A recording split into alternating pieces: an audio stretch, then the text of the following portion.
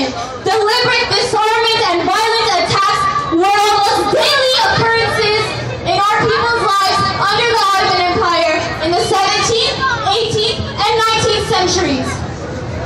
But only a few years after the Hamidian massacres, when 300,000 of our people were butchered, and only a few years after the Adana massacres, when 30,000 of our people were butchered, and just as our national reawakening, our strength and our courage was proving to be too big a threat, was when they carried out the most cowardly act of all. A merciless execution that forced us off the land that we had cultivated and we had cared for. It was not relocation, it was deportation. It was not an unfortunate result of war, it was a premeditated plan of action. And the facts are proven over and over again that Turkey is guilty of genocide! That's right!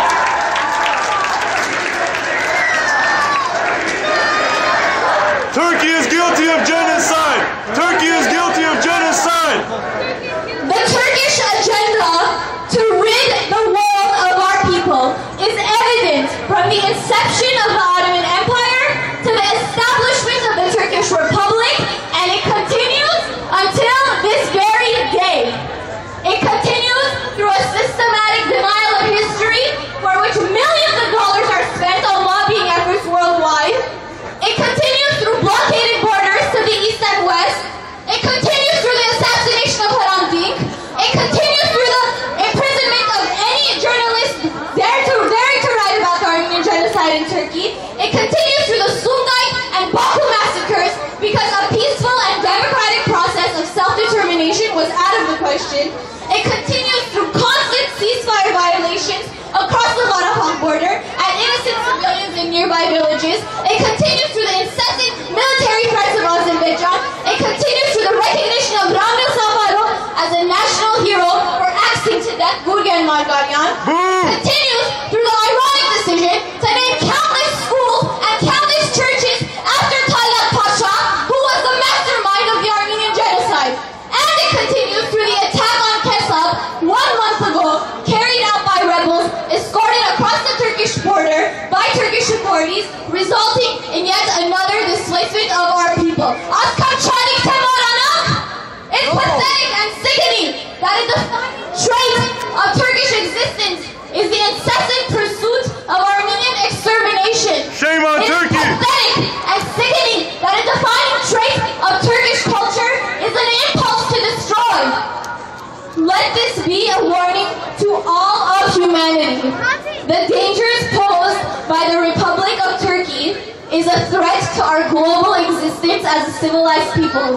Genocide and the denial of genocide is a crime against the human race, and each and every one of us must hold the perpetrators accountable.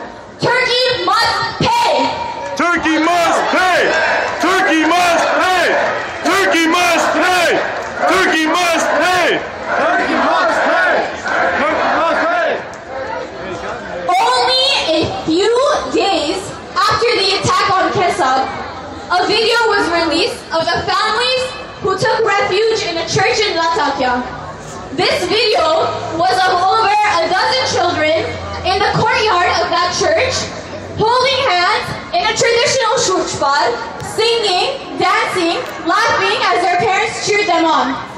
At the end of their dance, they started to chant, "We will return to Kesab! We will return to Kesab!"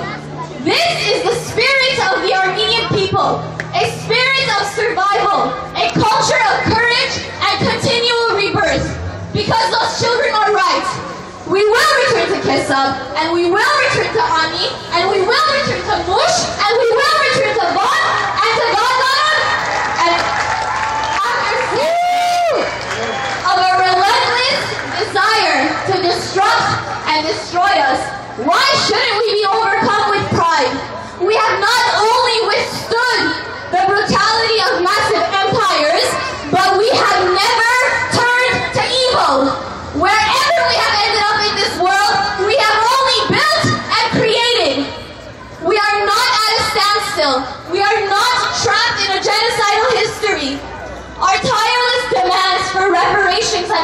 recognition are only one part of the massive responsibility that comes with being Armenian.